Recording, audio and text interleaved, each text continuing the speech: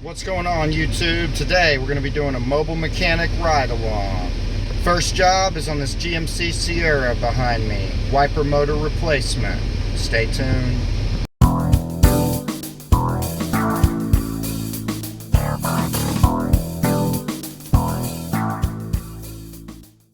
Alright, so the first thing we're going to do is take these little clips off. You just get a pick on both sides, those little ears there, and they'll pop off. Then 15 millimeter nuts, both sides. Loosen those up, and then you can pull your wipers off. Got the passenger side off. I've found that the easiest way to get these removed is to put your palm on the pivot point where the spring connects and push down. And that'll usually release it, or you can pull it off. Then again, this is a 2015 vehicle, so it hasn't really had a whole lot of time to get stuck yet. I mean, I guess that's still 8 years, but if you do this on a 20-year-old vehicle, you're going to have a lot more trouble than that. Right, so next, this piece kind of sits in here like that, and you want to kind of push it towards the center, and it just pops out. There's another one on the passenger side, but the power, or not power antenna, but the radio antenna goes through it. I just loosened mine up. I didn't actually remove it. I just got it enough loose to where this piece will come out. And then to get this out, you got a clip here. You got another one right here. Another one here. Here, and of course right there. And then your washer fluid hose is going to connect to it. You actually don't have to pull this off all the way, although you can by just disconnecting the hose across the bottom, but I don't think that's necessary. Next thing we need to do is get a 10 millimeter. We're going to take off those two 10 millimeter bolts as well as this one here and unplug the electrical connector, and we'll remove the entire assembly.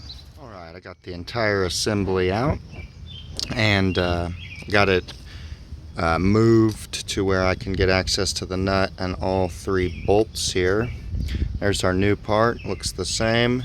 So we're going to go ahead and remove these three Torx bolts and this nut, and we'll get the motor disconnected from the wiper transmission, and we'll get the new one installed. Alright, we got our new motor installed, and the wiper transmission assembly is also reinstalled and bolted down. Electrical connector is plugged in.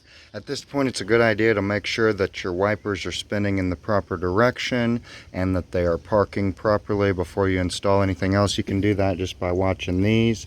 Make sure that they spin like that, back and forth, and then that they go back that way when they stop.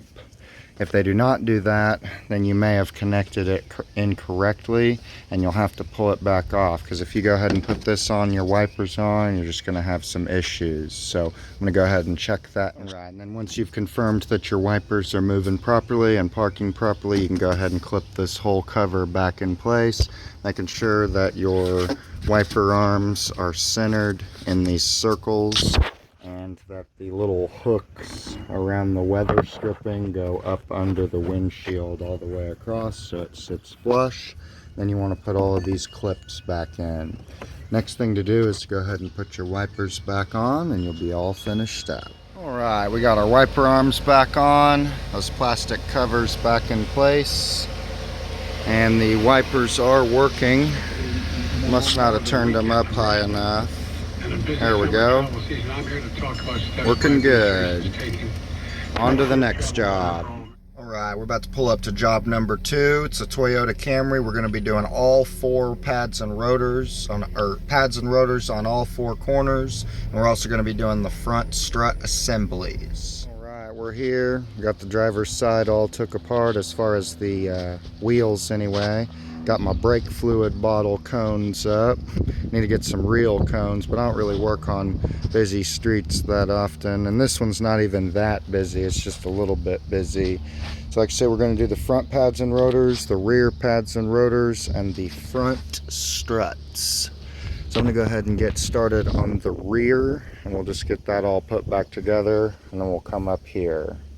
Alright, so we got everything on this side taken apart. I know it looks like a drum brake, but it's actually a disc brake with a drum parking brake. And the damn parking brake was stuck on the rotor. By the time I got the rotor off, that nail spring just fell apart.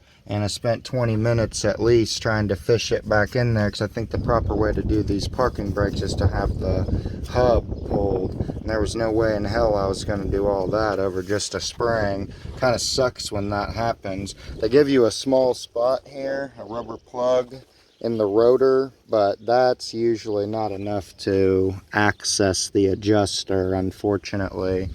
So anyway, we got it all apart. We're going to go ahead and go on with the new rotor and pads. Alright, finally got this side put back together. New pads, greased the slide pins, new rotor, all that good stuff. Moving on to the front. Okay, up here, we got the old stuff taken apart. Caliper bracket off. New rotor going on. Pads out and removed. 2 caliper bolts here and here were 17 millimeter. And then the lower caliper bolt was a 14 millimeter for the slide pin.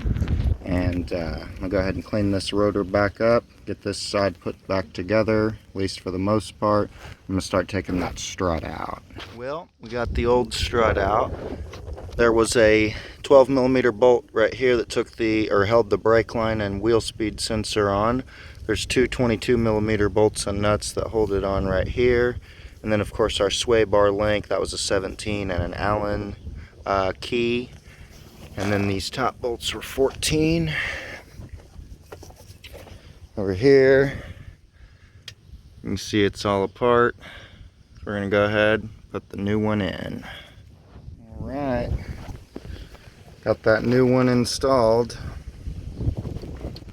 We're gonna go ahead and move on to the next side. All right, we finally got the rear on the passenger side all done up.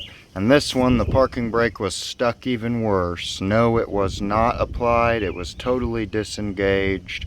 And the shoes were just totally stuck to the rotor.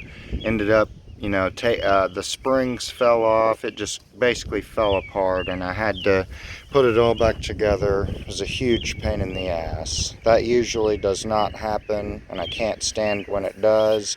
It's one of those things where you kind of can't really charge the customer extra. I mean, you can, but you got to explain what's going on in the perfect way. Because from the customer's perspective, you're just doing brakes and something else is wrong now. So they're going to think it's your fault. If it doesn't take a whole lot of extra time, I usually just take care of it. In this case, I'm just going to take care of it. I'm not going to bother with trying to charge a customer anymore. However, I will say it was quite the pain in the ass to deal with that. Also, I made a rookie mistake, and this rotor was tough to get off, and I was beating it in between the studs, and I accidentally hit 2 of the studs, screwed them up. So now I got to run up to O'Reilly's and get 2 more studs because I'm an idiot, and I didn't take the time to put the lug nuts on before I was beating on it. I'm sure any of you other mechanics out there have been in this exact same spot before. We've all been there. It is what it is. Kind of sucks when it happens, but it's not that hard to replace. They give you a little cut out there. Probably cost me like 10 bucks. It is what it is. At least we got the rear done, and I'm done screwing with that damn parking brake. Let's get her done. Alright, got some good news. Only cost 4 bucks for them new studs. I got really lucky there. Now, unfortunately, we are racing against the weather and the daylight right here. We got no freaking sun whatsoever. It's supposed to rain in less than 1 hour, and I got a whole nother brake job to do that's about 15 minutes away from this guy. So we'll see what happens with that, but we're going to get back, put these 2 studs in, and get the brakes put back together.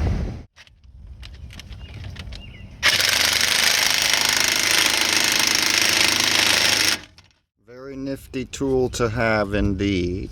I love this thing. Got both of them new studs in. Get the rotor on, caliper bracket, put the caliper on. Struts already fully installed, so we're very close to finished up. Alright guys, we finally got done with that, and boy, what a pain in the ass that was. I swear, some days when you're out here doing this stuff, it seems like the whole world is against you. You come into another problem at every corner. I drove that vehicle around the block a few times once I finished up, and there was just scraping noise. So I came back, took the wheel off, checked it out. No scraping from the pads, the backing plate. Nothing was touching the rotor, nothing like that.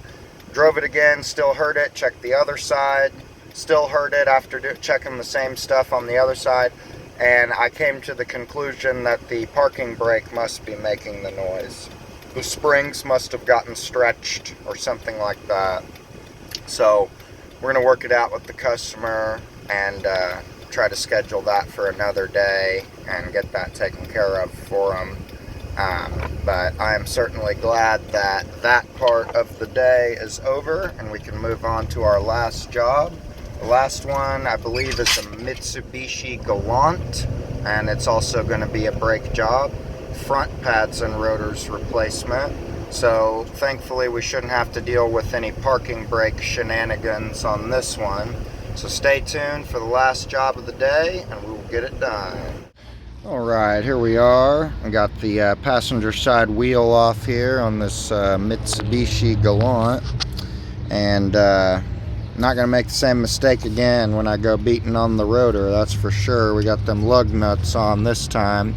We're pushing the caliper piston in and got the bracket off. Pretty much the same setup as the last car. 17s on the caliper bolts and 14 for the slide pins, which will be these ones here. And the only real difference is this one has a couple of screws that hold the rotor in. You can kind of see where those were. This is what they look like. And then I always use my special impact driver with a hammer to get those bad boys out. That usually works pretty good. So this is where we're at on this side. We're just getting her taken apart here. Man, guys, I'm a huge idiot today. Didn't even grab the damn parts for this job this morning. Had to take another trip to O'Reilly's. Rookie mistake once again. I can't believe it. Maybe I should go to bed earlier tonight. This is going to be the cursed mobile mechanic ride along. You guys are seeing me struggle today, I tell you what. Let's get back to the car and get it done. Well, we got one side done and it's starting to pour down. So I'm gonna catch up with you guys when I get done with the other side. All right, man, it's coming down. Got it done though. Here's the old parts from both sides. I'm gonna take a little stroll around the parking lot, make sure everything's good to go. I know it's gonna need a caliper. Cursed day continues. One of the slide pins on the passenger lower side was pretty much seized into the caliper. I tried everything I could do and it just wouldn't come out of there. So I'm going to recommend a caliper bracket at least if we can get that. If not, the whole caliper. But for now, at least she's got some brakes because as you can see, it was grinding pretty bad on that driver's side. Alright guys, and that's the end of that job. Long day, now I'm all wet. I appreciate you guys riding along with me. Kind of didn't even want to come to this job, to be honest, after everything I had to deal with on the last one. But I was filming a ride along today, and having you guys as viewers kept me motivated. I'd probably be in a much worse mood if I wasn't making this video. So I appreciate every single one of you guys out there watching. Probably going to go ahead and get me some food at this McDonald's here, right behind me. And head home, shower up, and chill. Till next time. I can't end it that way, guys. If this is going to be the cursed mobile mechanic work day, I got to tell you guys this story too. I completely forgot about this because I was trying to race against the rain. But my first customer called me back this morning, and he said, did you even check it? You know, I went outside and it's still not working. And you guys saw me. You saw me. It works. The wipers were totally working 100%. So, apparently, he wanted the washer pump replaced, not the wiper motor. But when I got there, I specifically said to him, so we're replacing the wiper motor today, right? And he said, yeah, I think it must be burned up.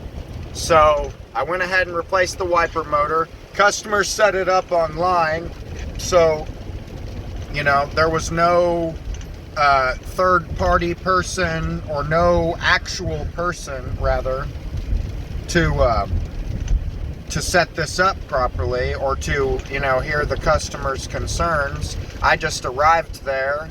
Let me get a light on here so you guys can see a little better. But yeah, I just arrived and I did what I was scheduled to do, and you know, sometimes that kind of stuff happens. Maybe I should have got some more symptoms from the customer. Maybe I should have tested and see if the wipers even work.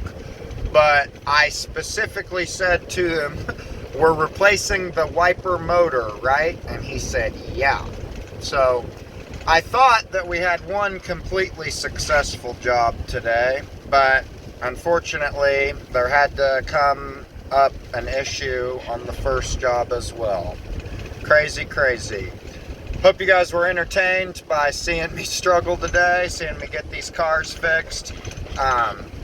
Hope you guys are motivated by this a little bit, though, that sometimes even the best of us have a shitty day at work. Not suggesting that I'm one of the best of us, but I'm pretty decent, you know. Anyway, I think I've rambled on too long. Definitely wanted to share that whole story with you guys, though. Otherwise, please like, comment, and subscribe, and I will see you next time.